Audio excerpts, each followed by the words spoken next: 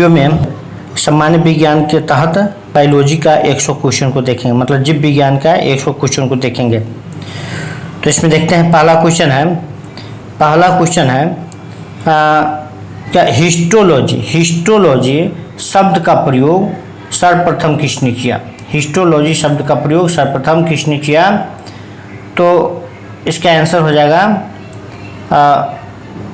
क्या है, मेयर ने हिस्टोलॉजी शब्द का प्रयोग सर्वप्रथम किसने किया? तो मेयर ने किया। फिर अगला क्वेश्चन है किस प्रकार के ऊतक शरीर की सुरक्षा कवच का कार्य करते हैं? किस प्रकार के ऊतक शरीर की सुरक्षा कवच का कार्य करते हैं? तो एपिथेलियम ऊतक जो है शरीर की सुरक्षा कवच का कार्य करता है। फिर अगला उत्तर है कौन सा ऊतक घाव भरने में सहायक होता है? कौन सा ऊतक है जो घाव भरने में सहायक होता है? तो होता है एपिथेलियम ऊतक है जो घाव भरने में सहायक होता है। फिर अगला क्वेश्चन है कि मनुष्य की त्वचा की सबसे मोटी मतलब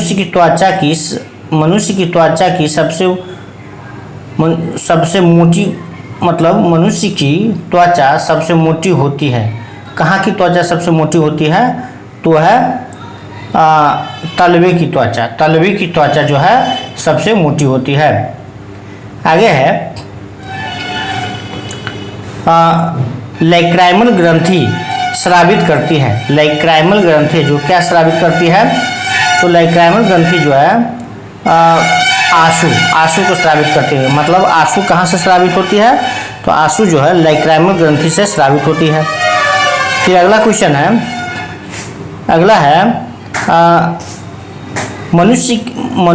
मनुष्य के शरीर में सबसे लंबी कोशिका होती है। कौन सी कोशिका सबसे लंबी होती है? तो वो होता है तंत्रिका कोशिका सबसे लंबी कोशिका होती है। फिर अगला क्वेश्चन है तंत्रिका ऊतक की इकाई क्या है? तंत्रिका ऊतक की इकाई क्या होता है? तो तंत्रिका ऊतक की इकाई जो होता है वह न्यूरॉन होता है। तंत्रिका ऊतक की इकाई न्यूरॉन होता है। फिर है संवेदना का चालन शरीर के एक भाग से दूसरे भाग में किसके द्वारा होता है? संवेदना का चालन शरीर के एक भाग से दूसरे भाग में किसके द्वारा होता है? तो वो हो जाएगा तंत्रिका ऊतक के द्वारा होता है। तंत्रिका ऊतक के द्वारा संवेदना का चालन शरीर के एक भाग से दूसरे भाग में होता है। फिर आगे है लिगामेंट एक रचना है जो जोड़ती है। लिगामेंट किसको जोड़ती है? तो लिगामेंट जो है अस्थि को पेशी से जोड़ती है। यानी एक होता है एमबीटी, एक होता है एमबीटी, एक होता है बीबीएल मतलब एमबीटी मतलब मस्कुलर, बी से बोन, टी से टेंडन मतलब मांसपेशी को बोन मतलब हड्डी से कौन जोड़ता है? टेंडन। एक है बीबीएल मतलब बोन को बोन से जोड़ता है वो लिगामेंट। तो यही है लिगामेंट एक रचना है जो जोड़ती है अस्थि को पेशी से। बीबीएल तो पेशी नहीं होगा, अस्थि को अस्थि से जोड़ती है। ये अस्थि को अस्थि से जोड़ती है। यहाँ अस्थि को अस्थि यहाँ भेजाएगा, अस्थि हो जाएगा। अस्थि को अस्थि से जोड़ती है। लिगामेंट जो है यानी BBL bone to bone L मतलब लिगामेंट बोन को बोन से लिगामेंट जोड़ता है। एमबीटी मतलब मस्कुलर टू बोन टेंडन मतलब मस्कुलर को बोन से जोड़ता है, मतलब मांसपेशिया को जो अस्थि से जोड़ता है, यानी अस्थि को मांसपेशी से जोड़ता है कौन? टी से टेंडन। तो यहाँ था लिगामेंट एक रचना है जो जोड़ती है अस्थि को अस्थि से जोड़ती है। फिर आगे है ऊँट का कुबर किस ऊतक का बना होता है? ऊँट का जो कुबर होता है किस ऊतक का बना होता है? तो होता वसामय ऊतक का बना होता है। फिर अगला है मोटापा किसकी अधिकता के कारण होता है? मोटापा किसकी अधिकता के कारण होता है? तो मोटापा जो होता है वसा ऊतक के कारण अधिकतम होता है। मोटापा किसकी अधिकता के कारण होता है? तो वसा उत्तक के कारण मोटापा हो जाता है। फिर है बायोप्सी क्या है? बायोप्सी क्या है? तो बायोप्सी जो होता है परीक्षण के लिए, बायोप्सी जो होता है परीक्षण के लिए ऊतकों को शरीर से अलग करने से संबंधित, कोई बीमारी की जांच के लिए जिंदा शरीर से कुछ ऊतक को निकाल लिया जाता है और उसको बायोप्सी के लिए भेज दिया जाता है। तो बायोप्सी मतलब क्या है? परीक्षण के लिए ऊतकों को शरीर से अलग करना। फिर आगे है मास्ट कोशिकाएं पाई जाती है। मास्ट कोशिकाएं कहाँ पाई जाती है? तो मास्ट कोशिका जो है संयोजी ऊतक में पाई जाती है। मास्ट कोशिका संयोजी ऊतक में पाई जाती है। फिर आगे है हैवर्सियन तंत्र। हैवर्सियन तंत्र पाया जाता है। कहाँ पाया जाता है? हैवर्सियन तंत्र कहाँ पाया जाता है? तो जो है स्तनियों के अस्थियों में, मतलब जितने भी स्तनधारी है उसके हड्डी में पाया जाता है। हैवर्सियन तंत्र पाया जाता है, मतलब स्तनियों के अस्थियों में, मतलब स्तनियों के हड्डी में हैवर्सियन तंत्र पाया जाता है। फिर आगे है फेफड़ा को ढकने वाला आवरण। फेफड़ा को ढकने वाला आवरण क्या कहलाता है?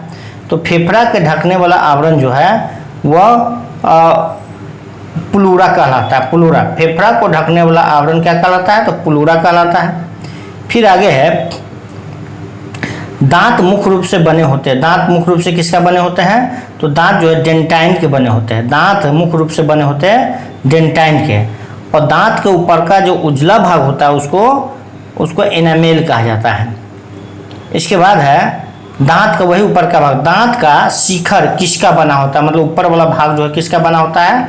तो एनामेल का बना होता है। दांत का जो शिखर होता है किसका? एनामेल का बना होता है, एनामेल का। फिर आगे है नाभि रज्जु है। नाभि रज्जु क्या है? तो नाभि रज्जु जो होता है क्या हो? प्रौढ़ संयोजी ऊतक होता है। नाभि रज्जु जो है वो प्रौढ़ संयोजी ऊतक होता है। प्रौढ़ मतलब पुराना संयोजी ऊतक होता है। अगला है किसी जीवित शरीर के भीतर कोशिका या ऊतक की मृत्यु को क्या कहते हैं? कोई जीवित शरीर है, कोई भी जीवित शरीर है, उसके अंदर, उसके भीतर कोशिका या ऊतक की मृत्यु हो जाती है तो उसको क्या कहते हैं? तो उसको कहते हैं न्यूट्रोफिलिया कहते हैं। न्यूट्रोफिलिया कहते हैं उसको। किसी जीवित शरीर के भीतर कोशिका या ऊतक की मृत्यु को क्या कहते हैं? तो न्यूट्रोफिलिया कहते हैं। फिर आगे है अनुवांशिकता के जनक कहे जाते हैं। अनुवांशिकता के जनक कौन कहे जाते हैं? तो अनुवांशिकता के जनक कहे जाते हैं मेंडल, यानी Gregor John Mendel. Gregor John Mendel को अनुवांशिकता के जनक कहा जाता है। आगे है अनुवांशिकी इकाइयाँ हैं। अनुवांशिकी किसकी इकाई है? तो अनुवांशिकी जो है, अनुवांशिकी की इकाई है कौन? जीन होता है, जीन। फिर आगे है जीन अवस्थित होते हैं। जीन कहाँ अवस्थित होते हैं?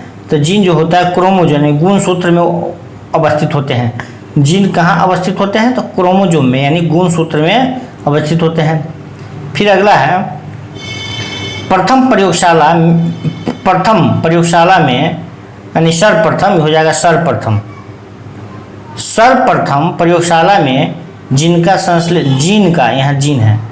सर्वप्रथम प्रयोगशाला में जीन का संश्लेषण करने वाले वैज्ञानिक है कौन वैज्ञानिक सर्वप्रथम प्रयोगशाला में जीन का संश्लेषण किया?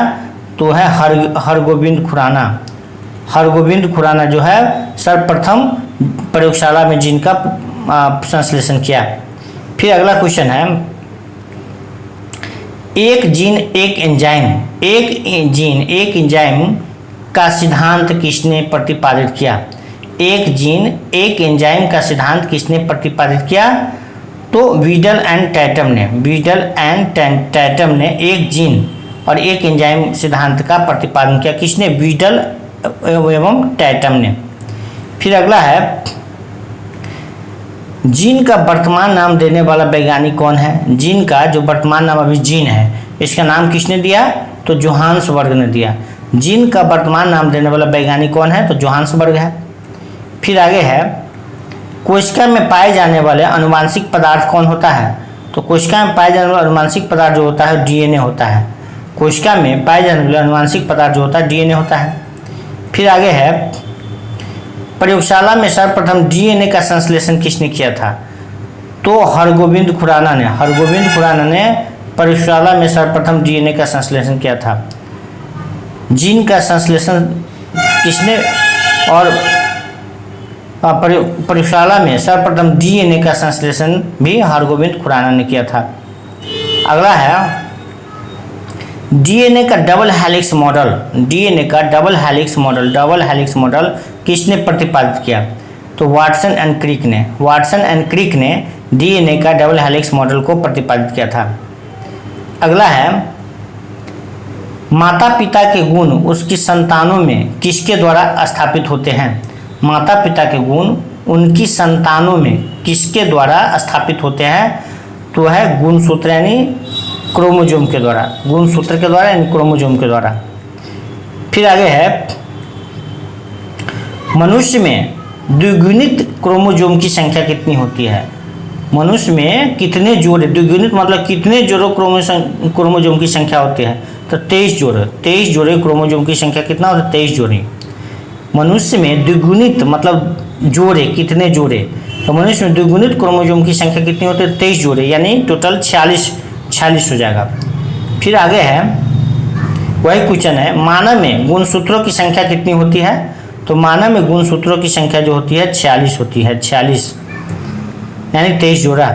फिर अगला है, मनुष्य में नर का गुणसूत्र सम्मिश्रण होता है। मनुष्य में जो नर होता है, नर का गुणसूत्र किसका सम्मिश्रण होता है? तो है XY का सम्मिश्रण होता है, X और Y होता है, XY का सम्मिश्रण होता है, X और Y का सम्मिश्रण होता है। तो वही मनुष्य में नर का गुणसूत्र सम्मिश्रण होता है किसका? XY का सम्मिश्रण होता है। अगला है, बच्चों के लिंग निर्धारण के लिए उत्तरदायी क्रोमोजोम होते हैं पिता के क्रोमोजोम पर निर्भर करता है कि लड़का होगा लड़की। लिंग निर्धारक क्रोमोजोम किन पिता के पास होता है? तो बच्चों के लिंग निर्धारण के लिए उत्तरदायी क्रोमोजोम होते हैं पिता के क्रोमोजोम।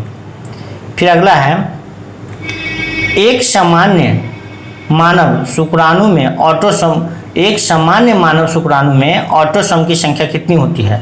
तो ऑटोसोम की संख्या 22 जोड़ी होती है, 22 जोड़ी ऑटोसोम होता है, 22 जोड़ी ऑटोसोम।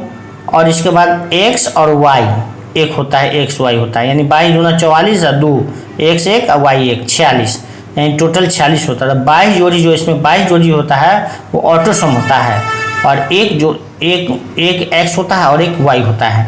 तो ये एक सामान्य मानव शुक्राणु में ऑटोसोम की संख्या कितनी होती है? तो 22 जोड़ी होती है। फिर अगला क्वेश्चन है, वर्णांधता यानी कलर ब्लाइंडनेस वाले व्यक्ति को लाल रंग दिखाई देगा। तो लाल रंग हरा दिखाई देता, हरा रंग लाल दिखाई देगा और लाल रंग हरा दिखाई देगा। तो कलर ब्लाइंडनेस वाला जो व्यक्ति होता है, यानी वर्णांधता वाला जो व्यक्ति होता है, उसको लाल रंग दिखाई देगा, किस तरह का? हरा दिखाई देगा। फिर अगला है, जैव विकास को सर्वप्रथम किसने समझाया? तो जैव विकास को सर्वप्रथम लैमार्क ने समझाया। जैव विकास को सर्वप्रथम किसने समझाया? तो लैमार्क ने समझाया। फिर अगला है, जीवों के प्राकृतिक चयन का सिद्धांत किसने प्रतिपादित किया? जीवों के प्राकृतिक चयन का सिद्धांत किसने प्रतिपादित किया? तो कौन है? चार्ल्स डार्विन ने जीवों के प्राकृतिक चयन का सिद्धांत को प्रतिपादित किया। फिर अगला क्वेश्चन है, उत्परिवर्तन के सिद्धांत के जन्मदाता कौन है? उत्परिवर्तन के सिद्धांत के जन्मदाता जो है ह्यूगो डी ब्रिज है। उत्परिवर्तन के सिद्धांत के जन्मदाता ह्यूगो डी ब्रिज है। फिर अगला क्वेश्चन है, समरूप अंग होते हैं, किसको समरूप अंग कहा जाता है? तो कार्य में जो समान होता है उसको समरूप अंग, जो अंग कार्य में समान होता है उसको समरूप अंग कहते हैं। इसके बाद अगला है, समजात अंग होते हैं। समजात अंग किसको कहा जाता है? तो जो रचना में समान होता है उसे समजात अंग कहते हैं। मतलब कार्य में जो समान अंग होता है उसको समरूप अंग कहते हैं, और रचना में जो समान अंग होता है वो उसे क्या कहते हैं? समजात अंग कहते हैं। फिर अगला क्वेश्चन है, द ओरिजिन ऑफ स्पेसीज नामक पुस्तक किसने लिखी? तो डार्विन ने लिखी है। द ओरिजिन ऑफ स्पीशीज नामक पुस्तक किसने लिखी है? तो डार्विन ने लिखी है। फिर अगला है, जीवन की उत्पत्ति हुई सर्वप्रथम, जीवन की उत्पत्ति सर्वप्रथम कहाँ हुई थी? तो जल में जीवन की उत्पत्ति सर्वप्रथम हुई थी। अगला है, विकास की प्रक्रिया में मनुष्य का निकटतम प्राणी कौन है? तो विकास की प्रक्रिया में मनुष्य का निकटतम प्राणी जो है बंदर है। विकास की प्रक्रिया में मनुष्य का निकटतम प्राणी है बंदर है। फिर अगला है, मनुष्य में अवशेषी अंग है, मनुष्य में अवशेषी अंग कौन है? तो वो है कर्णपलव पेशिया जो है अवशेषी अंग है। फिर अगला है, मलेरिया परजीवी तथा अमीबा को किस श्रेणी में रखा जाता है? मलेरिया परजीवी तथा अमीबा को किस श्रेणी में रखा जाता है? तो उसको प्रोटोजोआ के श्रेणी में रखा जाता है। मलेरिया परजीवी तथा अमीबा जो है प्रोटोजोआ संघ में आता है। फिर अगला क्वेश्चन है, किसकी आकृति निश्चित नहीं होती है? तो अमीबा की आकृति निश्चित नहीं होती है। अमीबा की आकृति निश्चित नहीं होती है। फिर अगला क्वेश्चन है, हारा प्रोटोजोआ के नाम से किसे जाना जाता है? तो यूग्लिना को हारा प्रोटोजोआ के नाम से जाना जाता है। यूग्लिना को हारा प्रोटोजोआ के नाम से जाना जाता है। फिर अगला क्वेश्चन है, मनुष्य के शरीर में एंट अमीबा हिस्टोलिटिका कहाँ पाया जाता है? एंट अमीबा हिस्टोलिटिका कहाँ पाया जाता है? तो आंत में पाया जाता है। फिर अगला क्वेश्चन है, पेचिस या अमीबाइसिस के लिए कौन प्रोटोजोआ उत्तरदायी है? पेचिस जो होता है या अमीबाइसिस जो होता है उसके लिए कौन सा प्रोटोजोआ उत्तरदायी है? तो है एंट अमीबा। वो एंट अमीबा उत्तरदायी है पेचिस के लिए या अमीबाइसिस के लिए। फिर अगला क्वेश्चन है, मलेरिया बुखार पैदा करने वाला प्रोटोजोआ कौन है? मलेरिया बुखार पैदा करने वाला प्रोटोजोआ कौन है? तो है प्लाज्मोडियम जो प्रोटोजोआ है वह मलेरिया बुखार को पैदा करता है। कौन है? प्लाज्मोडियम। फिर अगला है, कालाजार उत्पन्न करने वाला प्रोटोजोआ कौन है? कालाजार उत्पन्न करने वाला प्रोटोजोआ कौन है? तो है लिस्मानिया जो है कालाजार उत्पन्न करने वाला प्रोटोजोआ है, लिस्मानिया है। फिर अगला क्वेश्चन है, निद्रा रोग कौन पैदा करता है? निद्रा रोग कौन पैदा करता है? ट्रिपैनोसोमा जो है निद्रा रोग को पैदा करता है। फिर अगला क्वेश्चन है, मच्छर में मलेरिया परजीवी का जीवन चक्र किसने खोजा? मच्छर में मलेरिया परजीवी का जीवन चक्र किसने खोजा? तो किसने खोजा? रोनाल्ड रॉस ने मच्छर में मलेरिया परजीवी के जीवन चक्र को खोजा। फिर अगला है, स्पंजों के सिरे पर जो स्पंजों के सिरे पर स्थित बड़ा छिद्र है उसको क्या कहा जाता है? तो बड़ा छिद्र को ऑस्कुलम कहा जाता है। बड़ा छिद्र जो होता है स्पंज के सिरे पर एक बड़ा छिद्र होता है उसको ऑस्कुलम कहा जाता है। और छोटे छोटे शरीर पर छोटे छोटे छिद्र जो होता है उसको ऑस्ट्रिया कहा जाता है। फिर क्वेश्चन है, स्पंजों के शरीर पर पाए जाने वाले छोटे छोटे छिद्र क्या कहते हैं? तो अभी देखे हैं उसको ऑस्ट्रिया कहा जाता है, ऑस्ट्रिया। फिर अगला क्वेश्चन है, किसमें रक्त नहीं होता है परंतु श्वसन करता है? किसमें रक्त नहीं होता है परंतु श्वसन करता है? तो हाइड्रा जो है हाइड्रा में रक्त नहीं होता है परंतु श्वसन करता है। फिर अगला है, कोरल रीफ जिसे प्रवाल भित्ति कहते हैं। कोरल रीफ यानी प्रवाल भित्ति का निर्माण किसके द्वारा होता है? कोरल रीफ यानी प्रवाल भित्ति का निर्माण किसके द्वारा होता है? तो होता है सिलेंट्रेटा के द्वारा होता है। फिर अगला क्वेश्चन है, प्रवाल क्या है यानी कोरल क्या है? प्रवाल क्या है यानी कोरल क्या है? तो कोरल जो है कोरल एक समुद्री जीव है। कोरल क्या है? तो कोरल एक समुद्री जीव है। फिर अगला क्वेश्चन है, जेलीफिश के नाम से कौन जाना जाता है? तो जेलीफिश के नाम से ऑरिलिया को जेलीफिश के नाम से जानता है। ऑरिलिया को जेलीफिश के नाम से जानता है। फिर अगला क्वेश्चन है, समुद्री एनीमोन के नाम से कौन जाना जाता है? समुद्री एनीमोन के नाम से कौन जाना जाता है? तो है मैट्रीडियम। मैट्रीडियम जो है समुद्री एनीमोन के नाम से जानता है। मैट्रीडियम, मैट्रीडियम समुद्री एनीमोन के नाम से जाना जाता है। फिर अगला है Portuguese man of war. Portuguese man of war के नाम से कौन जाना जाता है? तो फाइसेलिया। फाइसेलिया को पोर्टुगस मैन ऑफ वार के नाम से जानता है, फाइसेलिया को। फिर अगला क्वेश्चन है अमरत्व का गुण किस में पाया जाता है? अमरत्व का गुण किस में पाया जाता है? तो हाइड्रा में। हाइड्रा में अमरत्व का गुण पाया जाता है। हाइड्रा में अमरत्व का गुण पाया जाता है। इसके बाद अगला है चिपटे कृमियों को किस संघ के अंतर्गत रखा जाता है? जो जितने भी चिपटा कृमि हैं तो उसको किस संघ के अंतर्गत रखा जाता है? तो प्लेटीहेल्मिन्थेज के संघ में रखा जाता है। प्लेटीहेल्मिन्थेज के अंतर्गत रखा जाता है। चिपटे कृमियों की संघ के अंतर्गत रखा जाता है तो प्लेटीहेल्मिन्थेज के अंतर्गत रखा जाता है। फिर अगला क्वेश्चन है फीता कृमि, ये भी चिपटा कृमि के अंतर्गत आता है। फीता कृमि को किस संघ के का एक महत्वपूर्ण प्राणी है? तो वह भी हो जाएगा प्लेटीहेल्मिन्थेज।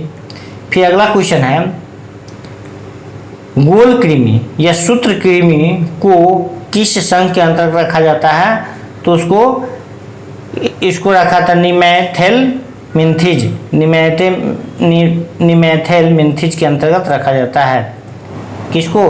गोल कृमि या सूत्र कृमि को। फिर अगला क्वेश्चन है फाइलेरिया नामक रोग उत्पन्न किससे होता है? फाइलेरिया नामक रोग उत्पन्न किससे होता है? तो होता है बुचेरिया बेनक्राफ्टी द्वारा। बुचेरिया बेनक्राफ्टी द्वारा फाइलेरिया नामक रोग होता है, बुचेरिया बेनक्राफ्टी। फिर अगला क्वेश्चन है फेरिटीमा पोस्थुमा किसका वैज्ञानिक नाम है? फेरिटीमा पोस्थुमा किसका वैज्ञानिक नाम है? तो केचुआ का वैज्ञानिक नाम है फेरिटीमा पोस्थुमा। फिर अगला है केचुआ में कौन सा रक्त वर्णक उपस्थित होता है? केचुआ में कौन सा रक्त वर्णक उपस्थित होता है? तो होता है हीमोसाइनिन होता है। केचुआ में जो पाया जाता है रक्त वर्णक उसको कहता है हीमोसाइनिन कहते हैं। फिर अगला क्वेश्चन है कीटों में कितनी जोड़ी टांगे होती है? तो कीटों में जो है 3 जोड़ी टांगे होती है। कीटों में 3 जोड़ी टांगे होती है। फिर अगला है मच्छर में लाल रक्त का उभार आना किस पर पोषण के कारण होता है? मच्छर में जो लाल रंग होता है, लाल रंग उभर के आता है आना किस पर पोषण के कारण होता है? तो स्तनधारी पर पोषण के कारण होता है। स्तनधारी पर पोषण के कारण ही, यानी स्तनधारी के खून उसके शरीर में रहता है इसलिए उसका खून लाल दिखाई देता है। फिर अगला क्वेश्चन है लाह उत्पन्न होता है। लाह कहाँ से उत्पन्न होता है? तो लाह कीटों के शरीर के स्रवन से लाह उत्पन्न होता है। कीटों के शरीर से के स्रवन से लाह उत्पन्न होता है। फिर अगला क्वेश्चन है रेशम प्राप्त किया जाता है। रेशम कहाँ से प्राप्त किया जाता है? तो रेशम कीट के प्यूपा से रेशम प्राप्त किया जाता है। फिर अगला क्वेश्चन है घरेलू मक्खी की लार्वा को क्या कहलाता है? घरेलू मक्खी की लार्वा क्या कहलाता है? तो घरेलू मक्खी की लार्वा जो है मैगेट कहलाता है। मैगेट कहा जाता है उसको। फिर अगला है निद्रा रोग कौन फैलाता है? तो निद्रा रोग फैलाता है सीसी मक्खी। सीसी मक्खी से निद्रा रोग फैलता है। फिर अगला क्वेश्चन है मनुष्य में कालाजार रोग फैलाने वाला मच्छर कौन है? तो मनुष्य में कालाजार सैंड फ्लाई से मनुष्य में कालाजार रोग फैलता है। इसके बाद अगला है मलेरिया रोग का कौन सा वाहक है? मलेरिया रोग का कौन सा वाहक है? तो है मादा एनोफिलीज मच्छर से मलेरिया रोग फैलता है। फिर आगे है कटल फिश के नाम से जाना जाता है। किसको कटल फिश कहते हैं? तो सिपिया को हम कटल फिश कहते हैं। तो कटल फिश के नाम से जाना जाता है कौन? सिपिया।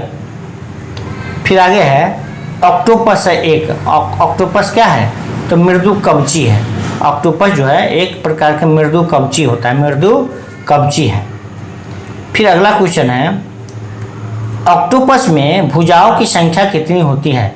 तो ऑक्टोपस में भुजाओं की संख्या 8 होती है। ऑक्टोपस में भुजाओं की संख्या 8 होती है। फिर है तारा मछली यानी स्टार फिश किस संघ का प्राणी है? तारा मछली यानी स्टार फिश जो है, तारा मछली को ही स्टार फिश कहते हैं। वह किस संघ का प्राणी है? तो वह है इकाइनोडर्मेटा, इकाइनोडर्मेटा संघ के प्राणी है। फिर अगला है मछलियों में श्वसन की क्रिया किसके द्वारा होता है? मछलियों में श्वसन की क्रिया किसके द्वारा होता है? तो गिल्स के द्वारा होता है, गिल्स से श्वास लेता है। फिर अगला है मछलियों के हृदय की विशेषता क्या है? मछलियों के हृदय की क्या विशेषता है? तो मछलियों के हृदय में केवल अशुद्ध रक्त ही रहता है। मछलियों के हृदय में, हार्ट में केवल अशुद्ध रक्त ही रहता है। फिर अगला क्वेश्चन है समुद्री घोड़ा, समुद्री घोड़ा किस वर्ग का उदाहरण है? समुद्री घोड़ा किस वर्ग का उदाहरण है? तो वह है किसका? समुद्री घोड़ा मत्स्य वर्ग के उदाहरण है, मत्स्य वर्ग में आता है। समुद्री घोड़ा मत्स्य वर्ग में आता है। इसके बाद अगला क्वेश्चन है संसार में किस जीव की संख्या सर्वाधिक है? संसार में किस जीव की संख्या सर्वाधिक है? तो संसार में जो मछली की संख्या सबसे ज़्यादा है। फिर आगे है सबसे विषैली मछली कौन सी है? सबसे विषैली मछली जो होती है पसान, जिसको पसान मछली कहते हैं। पसान मछली को यानी स्टोन फिश सबसे विषैली मछली है। फिर अगला है मेढक का लार्वा क्या कहलाता है? तो मेढक का लार्वा जो है टेडपोल कहलाता है, टेडपोल। मेढक का लार्वा क्या कहलाता है? टेडपोल कहलाता है। फिर अगला है मेढक के हृदय में कितने कक्ष होते हैं?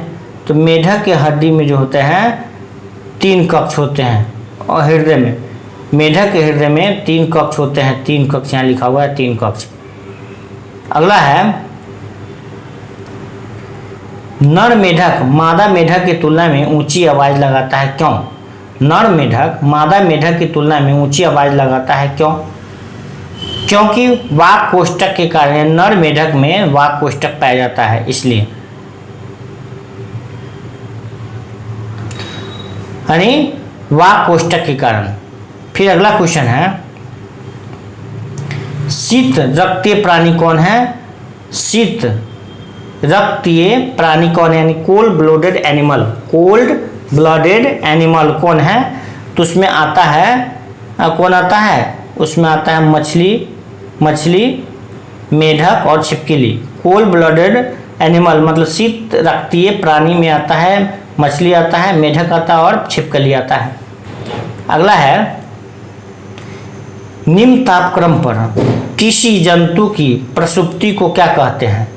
निम्न तापक्रम पर कोई जंतु, किसी जंतु की प्रसुप्ति मतलब सो जाता है, दुबक जाता है कहीं, तो उसको क्या कहते हैं? तो उसको हाइबरनेशन कहते हैं, हाइबरनेशन।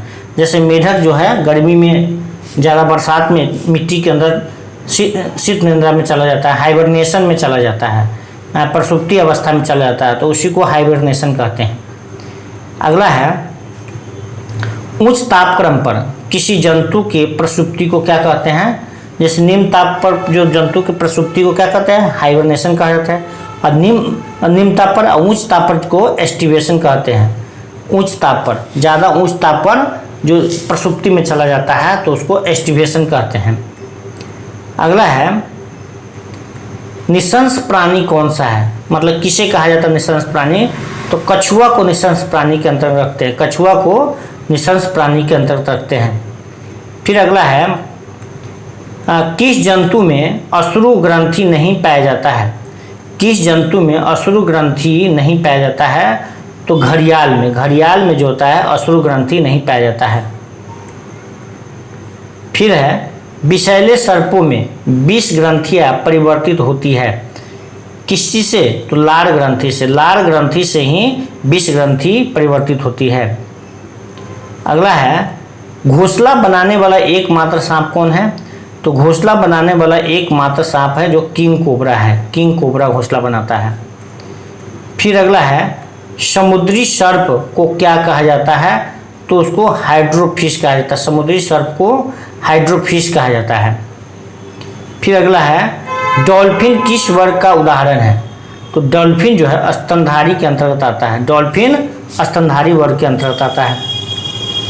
फिर अगला है उल्टी उड़ान भरने वाली पक्षी कौन है, यही है उल्टी उड़ान भरने वाली पक्षी को क्या कहते हैं, तो उसको हमिंग बर्ड कहा जाता है, हमिंग बर्ड है, गुंजन पक्षी शिव कहा जाता है, यह उल्टी उड़ान भर सकती है और दुनिया की सबसे छोटी पक्षी है, तो वही उल्टी उड़ान भरती है, हमिंग बर्ड। इसके बाद है रक्त में प्रतिस्कंदन पदार्थ कौन होता है, तो होता है हिपैरिन, हिपैरिन। रक्त में प्रतिस्कंदन पदार्थ कौन होता है, तो हिपैरिन होता है। फिर अगला है अधिकांश कीट श्वसन कैसे करते हैं, अधिकांश कीट जो है श्वसन कैसे करता है, तो वातक तंत्र से, वातक तंत्र से अधिकांश कीट श्वसन करता है। फिर अगला क्वेश्चन है, नहीं लास्ट क्वेश्चन था, तो इस तरह से लगभग 100 क्वेश्चन को इस वीडियो में जो टोटल के टोटल जीव विज्ञान से था। फिर इससे आगे अगले वीडियो में देखेंगे, तब तक के लिए धन्यवाद।